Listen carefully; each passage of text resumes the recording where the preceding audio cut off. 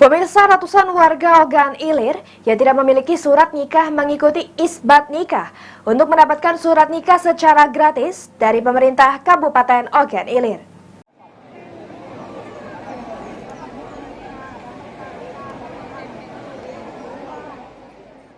Isbat nikah gratis dilakukan oleh Pemkab Ogan Ilir yang diikuti oleh ratusan peserta di Gedung Serbaguna Pemkab Ogan Ilir.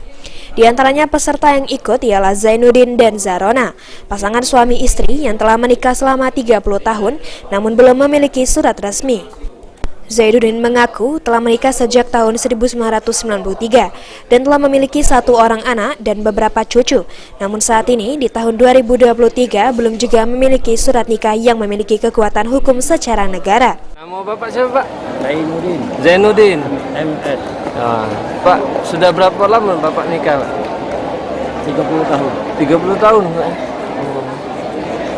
Kenapa Pak ikut surat nikah? Surat nikah.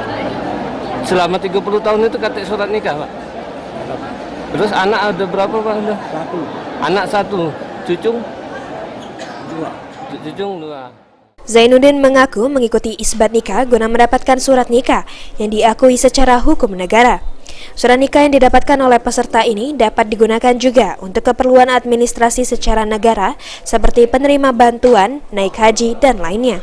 Setidaknya ada 100 pasangan dari 16 kecamatan di Kabupaten Ogan Ilir yang mengikuti isbat nikah dan mendapatkan surat nikah gratis dari pemerintah Kabupaten Ogan Ilir. Ahmad Romawi, PAL TV.